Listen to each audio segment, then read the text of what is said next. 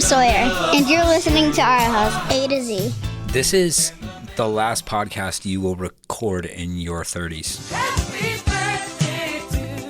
I need to keep drawing attention to it. I wasn't even going to talk about it today. I'm going to talk about it because We don't need to talk about it. I'm really excited. I didn't talk about your 40th birthday this much. My baby's growing up. Yeah. Definitely growing up. I mean... You asked me a lot about... I think we met at 21. You asked me a lot about, like, turning 40, right? Only because I feel like I know so many people who had, like, decade-changing birthdays that were very, like, pensive about it. Oh. And so I was just, like, wondering if you were feeling the same thing or, like, what you were thinking. And for the last, like, couple years when you know the impending date is coming up, you're like, oh, where am I going to be? Where's my mindset going to be? Where's my head going to be at? What am I going to be thinking about? Because I think for every decade change, whether you're turning 20 or 30 or 40 or 50 or 60 or 70 or 80 or 90, I feel like there's reflection time. And I guess that happens on your birthday no matter what. Yeah. You're like thinking about the year behind, the year ahead. But anyway, so I was just interested. I've been taking a lot of surveys. I've been asking a lot of people that are over 40. And they all say what? They all say the 40s are your best decade. Yeah, they do. They all say that. They do. But now I feel like I talk to people in their 60s and 70s and they're like, it's all good. It's all great. Like, because you're going downhill. So it's like you're coasting. Anything over 40, it's like they liked. Nobody likes their years before 40, which is so ironic because we all look at those and we're like, oh, those were the good old days. Those were the days. I was like young and so nice. Not a care in the world. Right. But it is weird. I know, but don't you think sometimes like when you go back, going to college and being like, oh man, I never want to think about high school ever again. Like, ugh. No. I loved high school. When you were in college, you were thinking about how great high school was? No, I wasn't thinking about it, but I never was like, oh, high school. I never want to go back there again. I think guys go through school differently. I think girls, it's like you deal with a ton of drama, all that. No. Anyway. I don't know. I was never like, high school were my glory days. I was never that. Because, I mean, I could have easily been because I loved the band. But I loved college, and I felt like I was moving forward. Mm-hmm. I feel like that one semester that I moved back home after Florida was like probably the only time in my life that I felt like I wasn't moving forward. Right. Or at least, like, excited about something. Right. And that was not a great season. But it was a few months. Right. You know? Mm-hmm. But I'm wondering for you, you said you've heard from a lot of people who were pensive about turning 40, people who were like, discouraged about it, depressed about it, or just kind of like not excited? Yeah, I feel like less were not excited. I think a lot of people were just kind of neutral to it. And are they people who don't like their birthdays at all? Because I know people like that. I don't know. I think you always have a couple people that like see it as like a big life change. Yeah. I'm not really feeling that. I feel just normal. Yeah, just normal. It's another year. I don't know why. I thought I'd feel differently, to be honest. Like as it got closer and closer, I'm like, oh, I'm definitely something is going to be like changed mentally. No, but nothing. I don't have anything. Nothing. Yeah. No. I mean, I feel like life is different, but I don't look back. I'm milking it. Like I'm going to milk it. And I never do that for a birthday, but like I'm going to do it this time. I'm like, you know what I'm going to do? I'm going to just keep saying like it's my birthday week. You owe me. I'm turning 40 this week. Like, you need to drive better because just out of, like, love for your wife. Whoa. For 1 week. I'm just asking for my 40th birthday. You're asking me to change who I am for your birthday. Does that seem like love? I mean, would you out of love? I think maybe it's time for us to get into the marriage stuff. Oh, my gosh. I'm just kidding. Yes, That's a great segue. No, I won't do what you raise. I absolutely would. Do you change who you are for your spouse? I will change how I drive for your birthday. Like the day of? The day. On the 25th. What happened to me trying to milk it? You can milk it. Everybody else talks about their birthday month. I know, but they're weird. You are the first one to say birthday obsessed people are weird. I know. That's why I said. I mean, like, I said if I'm approaching my 40th birthday differently than anything else, it's just going to be. You are a birthday obsessed antagonist. I'm going to wear the pin.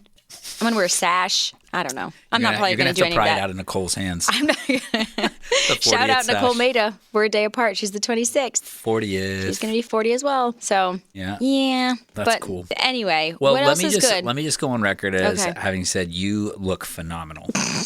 4 kids. We met. You were saying we met. Would you say we were 21? I think we were 21, yeah. Probably. Yeah, 2006. And I feel like you look amazing. Thanks, babe. Like you're beautiful. You're just saying that. I'm not. I just came from the bathroom and saw myself in the mirror. So I appreciate you saying that, but today's a rough day. Yeah, but they have those fat mirrors in the bathrooms. They're like No, they actually have the skinny mirrors in the bathroom. Oh, because it's the one. It wasn't about my weight though, so thanks for drawing attention to that. Just that there's fat mirrors. Nope, it wasn't about that. Why was just was it? What was all the problem? over. I have a tired face on today, but that's fine. You don't fine. have a tired face on. You look fine. great. Let's get to the topic Your at hand. eyelashes look great. Your hair looks phenomenal. Wow. I mean His expensive hair. It better look good. Your weave. Your extensions. Oh my gosh. Okay. Well, as everybody knows, last Sunday we kicked off our 4-week marriage intensive here at the church in the afternoons. And that intensive was really sort of driven as a response to the altar call from 2 weeks prior, which was from marriages in crisis. Yeah. And what we've learned is that the word crisis is relative. What we've learned is that there is a sliding scale of triage for this, but that it's real. Like for where everybody's at, it's real. So what we've tried to do and what we're going to be sharing today is some content from that first week and just some more dialogue around it. But what we've tried to do is say, okay, let's target some like topics that can be as specific or as vague. They can go down to really, really hyper-focused issues, speak to hyper-focused issues, but they're also just kind of true for people who are just getting married. Yeah. So don't tune out the next 4 weeks because you think your marriage is in crisis or something. Right. Lord willing, it's not. But I feel or like... if you're single. We kind of hit on that last week a little bit. Oh, Like, no, don't tune out not. just because it's about marriage, because there's You a may good be chance you're going to be married. You may be able to collect premarital counseling if you... Just kidding. You can't No, but that. I think everything, learn to listen to things. And, you know, there's the saying, like, spit out the bones and just take the meat. Glean a few items of knowledge. Glean a few nuggets from something and just be like, hey, these are 3 things I'm going to remember. Yeah. That just kind of like stick with you. That's good. You know? But I think it's really important to mention, like you had just said, there's such a sliding scale for what marriage in crisis is. And I think we've talked about this maybe a couple years ago when we hit marriage before on the podcast, but we always bring up a story about my parents teaching a marriage Bible study like 25 years ago. Yep. And in the fellowship hall. In the fellowship hall at our old church. And there were tons of people there, tons of couples, and they passed out a paper and you had to circle what you would rate your marriage at 1 to 10. 1 being the worst, obviously, 10 being the best. And I can't remember if they had the names on it, but somehow they figured out that all the women that turned in the slip had marriages that were rated like below a 5.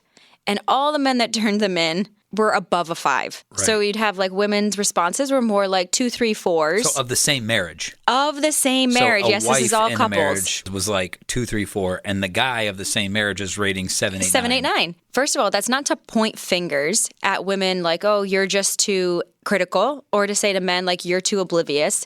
But women, you're too critical, and men, you're too oblivious. But to say... Just to get you that can out be there. in the same marriage and sometimes things feel worse than they are. Sometimes we have things, especially when you are more of a perfectionist type personality. And when something feels off to you, a lot of times it can take up more space within us and kind of give us a bad context for our marriage, or kind of talk negatively about it or things like that, because we have a little bit of like, things aren't right, something's wrong. And so everything's wrong. Like, it's my whole marriage is bad. And you have a spouse at the same time that's like, no, this is great. Like, everything's great because this is what I expected marriage to be like. Yeah. And you're like, this is horrible because this is what I expected marriage to be like. And it's nothing like that. So as far as crisis goes, that's part of the context for why it's so relative to be in crisis. Right. It's funny, like, people coming into marriage, you're hearing one of two things. Either you're hearing, it's the most amazing thing. Life didn't start till I got married. Like, I am absolutely obsessed and in love with my marriage. Like, you hear that.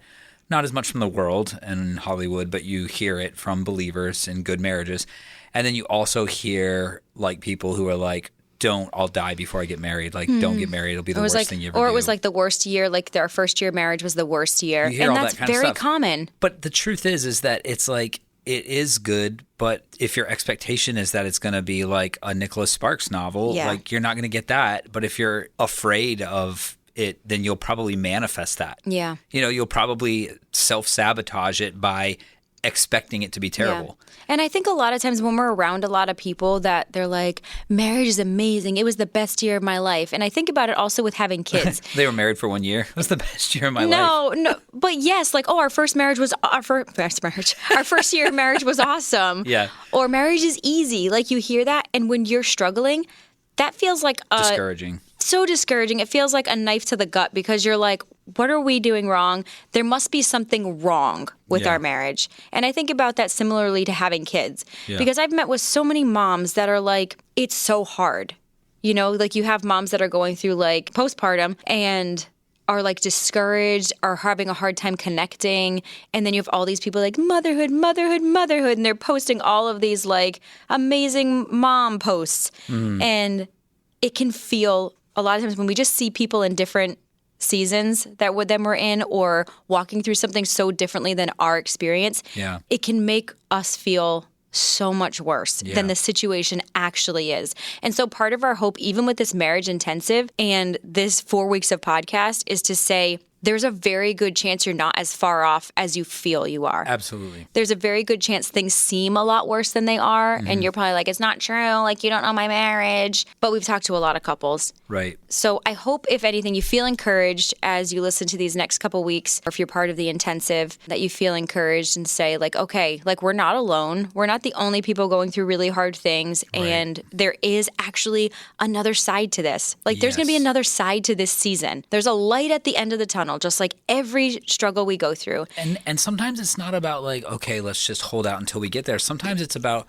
realizing that the season that we're in is not actually as bad as we think. Like, I feel like sometimes we're like, we're just in a bad season. So you've just resigned yourself to life sucking right now until it stops.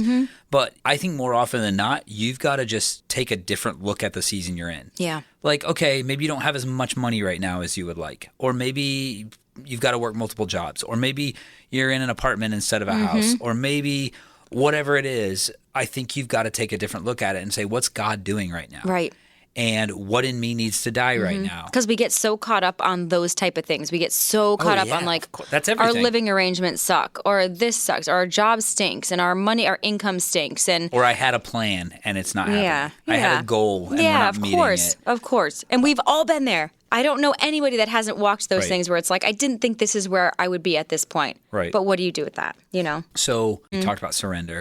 And that's what I want to talk about today. Just a little bit of the heart behind how marriage is like dying to yourself. So that thing you just opened up with about how could it be that all these women are rating their marriage in the lower, third, and all these guys are rating the same marriage in the upper third. How could we be so off? Because that's almost harder to work with than when both parties are like, yeah, our marriage sucks. Because it's like, okay, well, at least now, we have a common, consistent baseline. I believe that is maybe at its root the beginnings of what surrender has to look like, because a man has to surrender the fact that he thinks everything's great, right, and realize that his wife actually needs a little more from him than what she's getting. Absolutely. So, okay, I've got to die to my lack of sensitivity. Yeah. I've got to die to my obliviousness or my Pollyanna rose-colored glasses thing. I've got to die to that and get real about the fact that, no, if my wife has an issue, then I have an issue. Right. If my wife has an issue, then my marriage has an issue. Then my marriage has an issue. Then I have an issue. Yeah. That's the first thing that needs to go. And I think of even Jesus, right? Again, I'm a pastor, right? I'm always coming back to you just think of Jesus? The bride. I come back to the marriage supper of the lambs. I come back to this covenant, this union with Christ.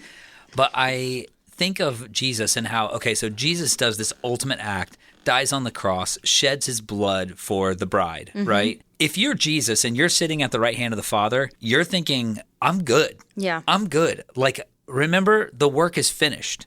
The work is finished on the cross. My job is actually over, and I don't have to show up again until it's time to pick up my bride on the white horse, right? So I love that image, but that's the groom saying, we're good. Yeah. I died. I covered your sins. You're forgiven. You're joining me in heaven for eternity. I did my job. It's finished. So there's a groom there that if Jesus was not sensitive to the bride, if his spirit was not compassionate and considerate of where we're at, Jesus could very easily kick back in that big throne next to the Father at the right hand and say, I'm good. Like, whatever your problem is, bride, get over it. But he doesn't say that. He gives us you don't even need the Holy Spirit. Just forget it. Yeah, like you're like you fine. have the Bible. Like, I forgave you. Yeah. What else do you want? I died for you. There's nothing else to give, right? So he doesn't do that, though. He gives us his spirit.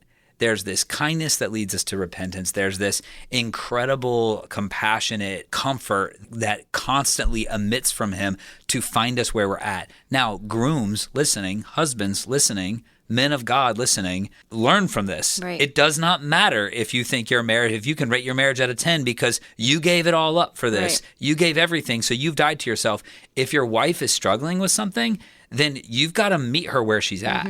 And thank God that Jesus does that for us. Right. And so now to the wife, you want to speak to what surrender looks like on the lower third of the contentment scale? Yeah. I mean, I think we've mentioned it a bazillion times. If you're a podcast listener, we've talked about how often we can be led by our emotions and led by our feelings. And a lot of women, that's very common, you know, and it's not a bad thing. It's a bad thing to be led by them, but it's not a bad thing to have those feelings. But that means when you share them with somebody, you share them with your husband, it can't be everything. We can't over dramatize facts about our marriage. Like if things are going on, we can't say, because our communication is like stinking right now, you're a bad person and our marriage is bad. Do you know what I mean? And everything about you is bad and you actually can't do anything right in my eyes now because you're a crappy communicator. And I think that often we as women have to let a lot of those things go and say, like, I'm going to choose to almost compartmentalize it and say, how can we attack this one thing? Right. How can we get better at this one thing? Because that one thing is actually the problem. Yes, like but your that husband means, is not the problem. Yes, and the things that we need to surrender, that means I have to surrender a lot of the things I want to say. I'm going to surrender my emotions to, honestly, like to the feet of the cross, because your husband can't fix all the emotions and all your feels and all the feelings. You know, when you joke about me saying, like, bite your tongue until it bleeds, but I've said that a million times, and it's a self-control issue. Absolutely. It's that we feel the need to say everything that we're feeling, and we have no ability to control our mouths, which is a fruit of the Spirit, is self-control. And that's something we have to surrender. We have to surrender even our expectations. We're not talking a lot about expectations today, but a lot of times, you mentioned like Nicholas Sparks, like a lot of times we have these pictures in our mind of what things are going to look like. Yeah. And I think you can hear something like that and feel like, wow, if it's not going to be that, then this is going to be very disappointing. And that's the exact wrong way to look at it. It's to say it's not going to be that, but it's actually going to be better because it's real. But in order to obtain that, you have to surrender that initial expectation of it, for sure. And that is, in this week to come, we're talking more about expectations and things like that. But I think surrendering your vision or your goal or your plan, and that goal not being met. But, okay, so in that bottom third, just to recap, what surrender looks like on the wife's end is, especially if you're looking at your marriage. Are you recapping it because you didn't like my surrender? No, I did. What does it look like on the wife's end? Let me tell you what it looks like on the wife's end. No. I did like it. I want to recap it. What did I miss? I don't think you missed anything. I just think that the frustration of your husband not seeing the issues, surrender it and say, wait a minute, maybe I'm seeing too much of the issues. Maybe I'm not seeing enough of what does look good about our marriage. Just like maybe he's not seeing enough of what the problem is. Maybe I'm not seeing enough of what the solution is, or where we're going right. Yeah. And if you weren't at that intensive, which I know, I mean, we had to cap it. We closed it at like 70 people or something, but 35 couples. But I do feel like when you opened up and you said you read through, everybody that registered had to say, what are the strengths of our marriage? And I thought it was like brilliant to open the whole 4-week intensive with, hey, we have like a quarter of a page here of strengths that are already present in our marriages, strengths that are present in marriages that are in crisis. Yeah. And like, that's so clutch for us to be able to see that and say, in spite of it. And I loved it. Some people were like, we budget well. Yeah. Right? I'm like, praise the Lord. Right. I mean, when finances are the number one reason for divorce, praise the Lord that there are couples who can say, you know what? We do a good job budgeting our finances. That's incredible. And that's probably something that one day the Lord will use for you to help another couple that's struggling with that. But I just think it's really important that you're revisiting those things. Yeah. And that you're paying attention to, hey, the Lord actually has blessed us. Yeah. And so what are some things, so, we're talking, the basis of today and the basis of this past Sunday was surrender and dying to self. I think about that, like, how do we, we can do the bride thing, we can do Jesus and his sacrifice and all of that, but what does that look like in like an everyday marriage? Like, how do we die to ourselves, especially when so many things, I think one thing that is tricky about the dying to yourself is there are some things that we feel like are so important and so monumental that if we die to it, everything's going to be messed up. And it's like, if I die to how I've decided the best way of parenting is, this is going to screw our kids up. Right. If I die to the food that I buy at the grocery store when my husband wants this and I want this, everybody's going to be like, I'm not going to get what I want. and it's going to be terrible for our kids. And Yes. if I die to the living location and I don't get to live where I want to live, I'm going to be stressed out every day of my life because I'm not going to be in the house that I wanted to be in, that I knew was the right house and I knew was the right location and the right school system for our kids. And now it's all going to be messed up. Like, I'm just thinking of like a million things that can get our like blood boiling when we're in a confrontation with our spouse or like arguing about what the right way is. And dying to things and how painful it is. It's not easy. Right. It's not easy to let go, especially when we deal with control. Yeah. Or where people, I can very much speak from experience. I err on the controlling side. Mm-hmm. Not that I want to control the people around me, but I like for me to feel like things are going a certain way for my family or in planning ahead. It's very hard for me when things go differently because I set myself up for certain expectations and I like things to be so-so. So the dying to self is very hard because there have been so many things that we've come into like conflict about. And I'm like, if I let this go, bad things are going to happen. Right. And I remember going through this in our first probably 10 years of maybe 5 to 10 were so hard to let certain types of things go, not silly things. And I know a lot of people get caught up on silly things, but some things that felt more like monumental. My whole life, I had always been somebody who could make decisions and, like I said, very like orderly and particular and a saver and a planner. And that's kind of how I lived. And in my mind, I was so settled that that's the best way. Yeah. This is the best way. If anybody knows how to do the best, I have a perfection. I'm an improver. I want things to be the best. And if they're not, like, if anyone's going to know it, I'm going to know that they're not the best way. And I can tell everybody else that they're not doing it the right way. And so marrying somebody that is very different, like we're very different people. We have obviously the same values, but different people and how we go about things. I had to surrender certain things that I was super decided about. And there were times in the beginning where I surrendered them, saying kind of like, let him go and make the decision and make the mistake and learn from his mistake. He's going to have to learn, like when we experience such and such, that he actually should have listened to me in the first place. And I think the Lord's sense of humor in that, like when all of that comes full circle, is like, oh, wow, I released control of certain things. I surrendered and died to like what my way was and this is the best. And actually somebody else made the decision and the outcome was better than I had expected it to be. It was better than maybe I had originally planned for. Like what just... I'm having a hard time coming up with an example. Yeah, but I remember thinking this like early on in our marriage. And I'm trying to think of something. I should have prepared that. But. Well, I was going to ask you what do you think we've talked about it on here before about how statistically the first year is the hardest year.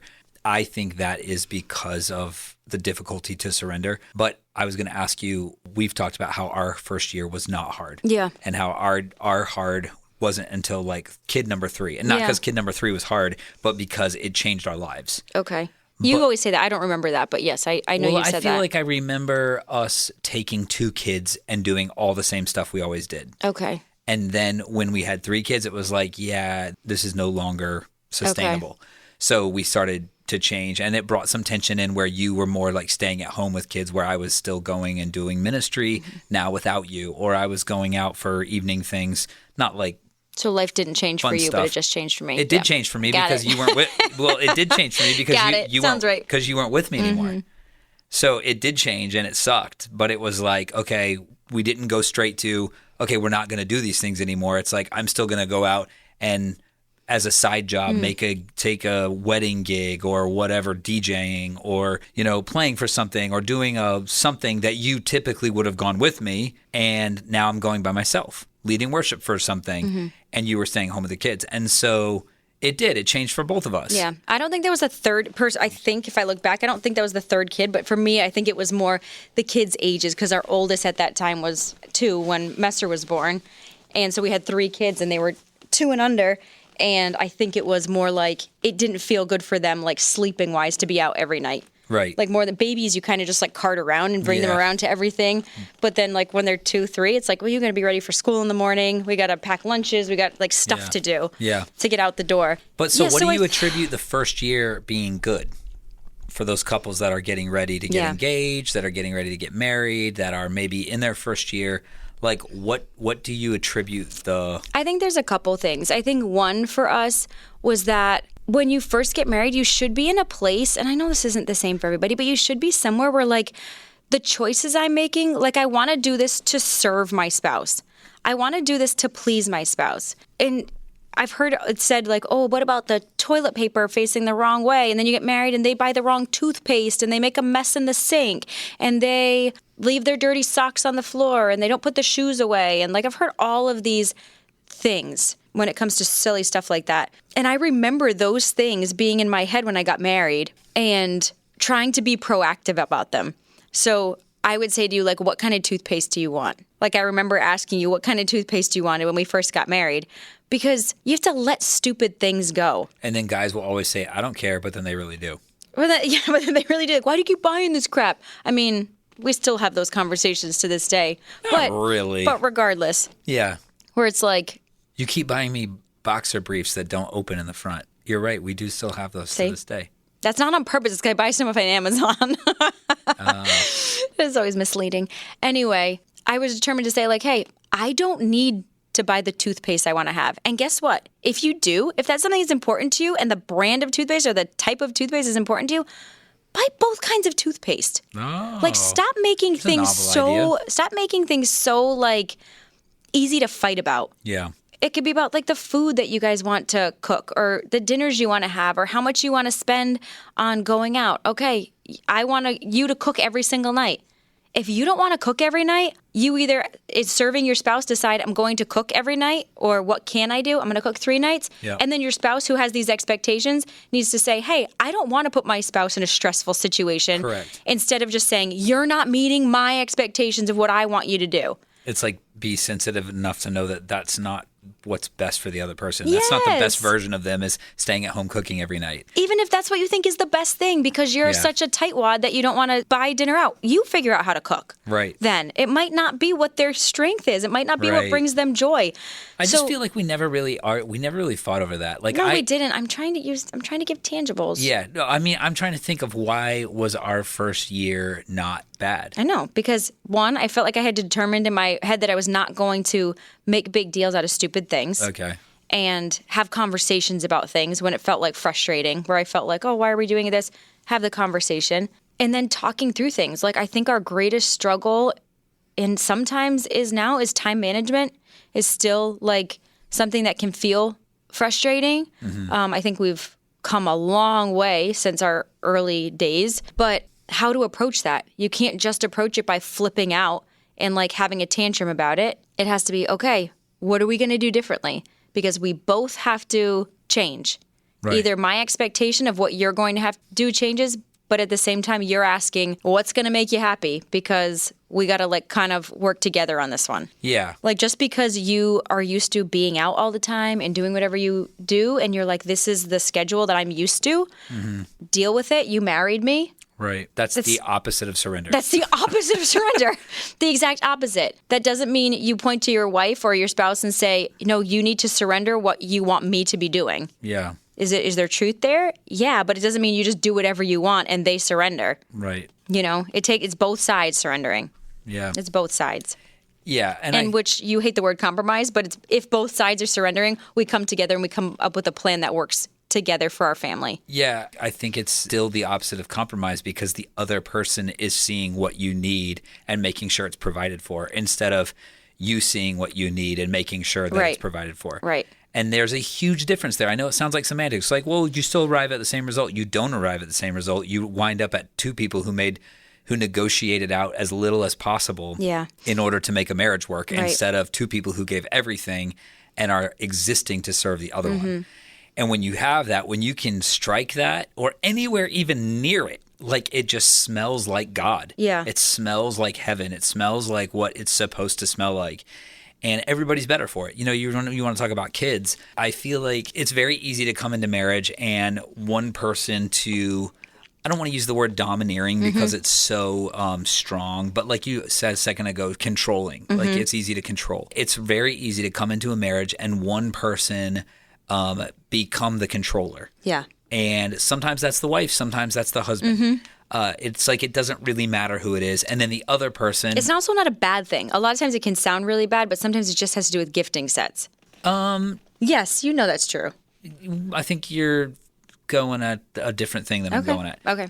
I mean, like you get somebody who's a controller, and then you get somebody who just curls up in the shadow of that and does not have input or does not have a say or does not get to speak into things.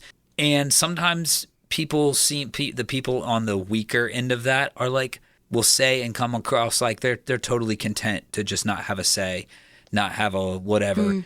I don't think that's what marriage is supposed to look like either. I think that's one thing that like the real male chauvinistic marriages, I think they're missing out on the beauty of like what the mixture of the two is. Right. And what you end up with is a homogenized environment. I call it homogenized. It's like you're raising kids where you're only getting one voice. And you're never hearing from the other person. And that kid is in this atmosphere where they're only getting maybe the really good of one person, but also the really bad, instead of the really good of both people. And those good things sort of shade out the bad of both parties. Yeah. So you want to raise your kids right? Like, give them the best of both of you. And that requires dying to some of yourself too and realizing this is not the best of me and I don't want to pass it along. It's not rocket science to look at yourself and say, I really hope I don't pass along these traits. It's just a tablespoon of humility will tell you, I really hope I don't pass along these traits. And so it's like some top shelf jackassery to say, okay, I'm going to control all of this. I believe in the spiritual gift of leadership. I believe that, somebody's better at finances. Let them lead in finances. Right. But that person that leads in finances is probably not the one to lead in some other areas. Yeah. Just by right of wiring. And if you want to raise your kids right, if you want to even forget kids, just your marriage and like what your marriage is able to accomplish. I think the difference between a power couple and a power struggle couple is the ability to acknowledge someone else's strengths in place of your weaknesses. Absolutely. Well, that's kind of what I was thinking when you were just saying that, is like there's such a shift in our hearts that need to take place, because in our minds, allowing somebody else to take the lead on something or take control or go with their decision, in our minds, we've labeled that letting them have their way. Like, I'm going to let them have their way. And that's me surrendering. That is not you surrendering. No. That is not you surrendering, is by saying, well, we'll just do it their way. It's like, that's not surrender. Right. Surrender is like, I'm going to allow my spouse to like operate in their giftings on this, and I'm not going to have my way. Right. Like, I'm not going to do my thing. This is not about me.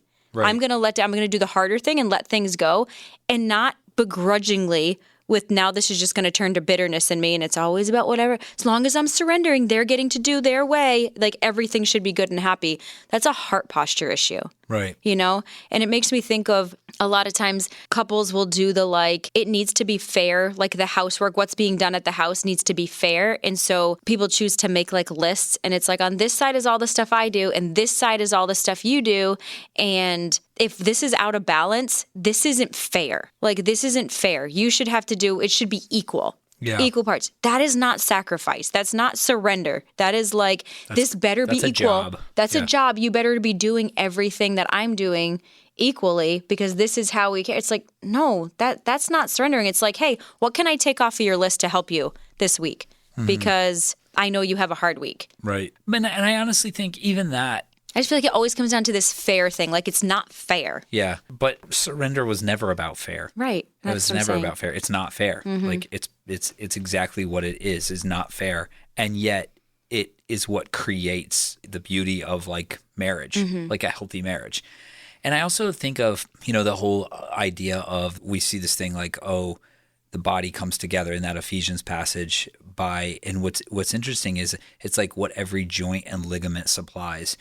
So in other words, maturity in the body of Christ is not all the parts being present. It's how the parts are fitted together.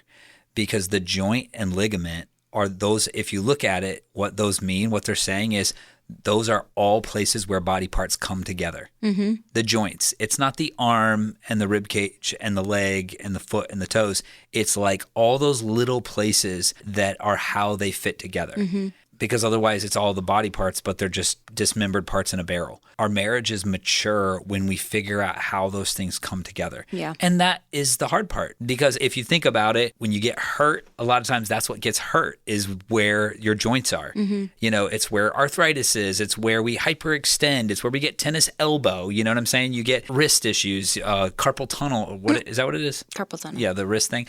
And your knees. You got to get knee surgeries and you got to get shoulder surgeries and you got to get joints. You know, all your stuff worked on. You gotta, my birthday you gotta again. see a chiropractor for your, your neck and all this kind of stuff because it's all those places where things are fitted together and they require maintenance. They require work. They require adjustments and, physical therapy sometimes because we move differently from each other, but we have to move together. And so I really believe that is, again, what marks maturity in a marriage is when we're paying attention to how we work together, how we fit together. Right.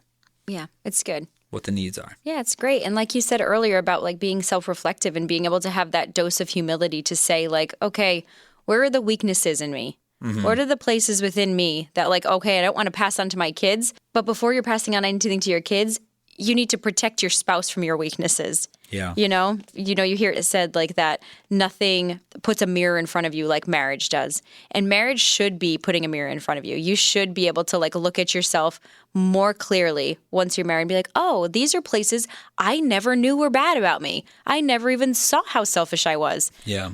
That was me. I think in coming into marriage, I didn't realize how selfish I was. Yeah. But I think that's most of us. I think most of us get married.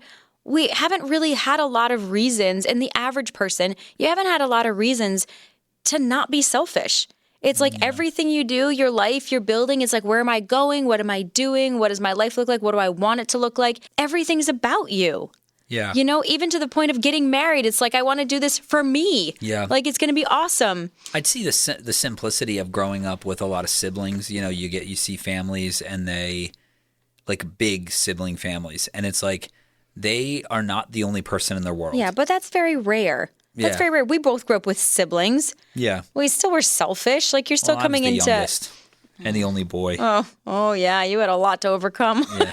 You were a middle child, so you had to be selfless. I was used to letting things go. You had it coming and going. You like that food? Great. Yeah, I'll eat anything. Whatever. I don't know if that's just personal or just because I'm a middle child, but Yeah. Pastor Kurt and I talk about it all the time. Our middle childness. Yeah. We're very similar with those things. You guys are. You're peacekeepers, peacemakers, peace I like to say peacemaker. Okay. I like to say peacemaker. Whatever it is. But yeah, different challenges for everybody as you come into marriage, but you learn how to surrender. And there's nothing you can't overcome. Yeah. Like really, truly, there's nothing. And I think I really want people to hear that. There's nothing you cannot overcome because we know people who've overcome it all. Yeah. Like, no matter what, they've overcome it all. But you have to overcome yourself. Mm-hmm. They didn't overcome by staying the same, that's for sure. No. And they didn't overcome because they finally fixed the other person either. Yeah. No, never. Finally changed the other person. Finally. Yeah. Finally. Oh, Jesus, help us. But end of day, the other thing that I think is worth mentioning here is that you laid out some homework. And then I think you had the Qs get up and talk about it, and they did a really good job. Yeah, so of talking about date night. Yeah. We talked a little bit about just the importance of date night, and I mean, we're super hypocritical saying this because we definitely don't have a date night. But we do go on dates, and they're good. We have good dates. Yeah, we have great dates. We do. A couple times a year. Usually, we have great dates. Usually Will is with us. No, that's not true. But we still make time. I think it's about making time. And I think especially in seasons that feel hard. I think having a scheduled date night is great maintenance. I think that's awesome. You would rather work with me out in the yard, I feel like sometimes, than go on a date night. Yeah, because I'm cheap. I'm like, I don't really want to go spend money out. I'm like, let's not go out to dinner. Like, let's do something together. I'm a quality time person. Yeah. But quality time is not like just sitting. Like, I want it to be intentional time. Right. We'll do love languages next week. We'll do love languages next week. Anyway. But date night. So we had just asked all the couples, requirement for 4 weeks, a date night. Mm-hmm. Starting off, the guy has to plan it. Yeah. Be intentional. Do this for your wife. Come up with something fun. Date night, no conversations that are hard. It's not supposed to be a hard That's thing. key. It is key. It is not a go fix your marriage Yes. night. So there are two different things that should be happening weekly. One, fun date night, and that is like, what do we like to do together? What is something that we can laugh at? Heather had mentioned like throw on like a Netflix comedian that's clean, like something fun that's just funny. You don't have to be clean. It has to be clean. Okay. What is that woman's name? Leanne? Oh my God. She's she was so funny to me. Anyway, She was awesome. something to laugh. We should get her on the show. There's so much heaviness in life, and especially when you're struggling in marriage, laugh about something. So whether it's that, go do something together, an activity, date night. Have fun, no hard conversations. But the second thing is a time to connect during the week. A time where it's maybe is a hard conversation like, hey, this is something I've been struggling with this week. When this happened, I'm having a hard time with it. Like I need to know like what you were thinking. We got to talk this through. Yeah. We need to talk about our finances. We need to look at our budget. We need to talk about what's going on with such and such of our kids and get on the same page of how we're addressing this. And a quick note on that. Yeah. Don't lose your place. Guys, expect your wife to have an issue with something that happened that week. Yeah. Like, don't be like shocked. Don't be like, oh my God. Like, what do you mean you have an issue? What do you mean you need to sit down and talk about something? I can't do anything right. Don't do that. Don't do that, guys. I've learned that one. You're never happy. Yeah. And it's like, don't go there when there's an issue. Don't go there when your wife needs to sit down and talk about something. But also, wives, don't expect your husband to share your concern with whatever it is that you're concerned about. Oh my gosh, babe, we could go on all day. But I'm just saying, because I think you just mentioned something really important, and I just want them to, I want couples to brace for this. Brace. Guys, it's okay that your wife has an issue with something that happened that week. Don't get defensive. Hear it out. Die to yourself and be like, okay, I can see how that was frustrating to you. Just say it. Just tell me how you feel about it. But girls, please don't think that when you bring this like alarming, like earth-shattering thing to your husband's attention, when he doesn't fall to his knees and like, put on sackcloth and ashes over it, like don't be shocked. You're right. Again, your husband just rated your marriage, in the top 85%. While you were like filling in a negative number on the chart. I know. It's true. So 2 things every week, a date night and a connection point. That could be like an hour that you set aside after the kids go to bed and be like, hey, let's talk about the week coming up.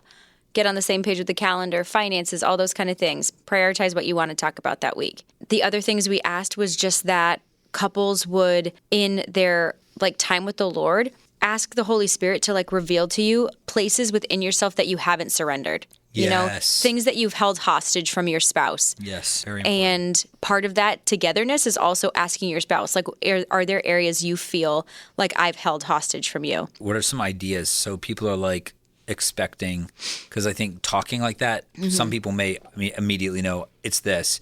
Somebody else may think like, I don't get it.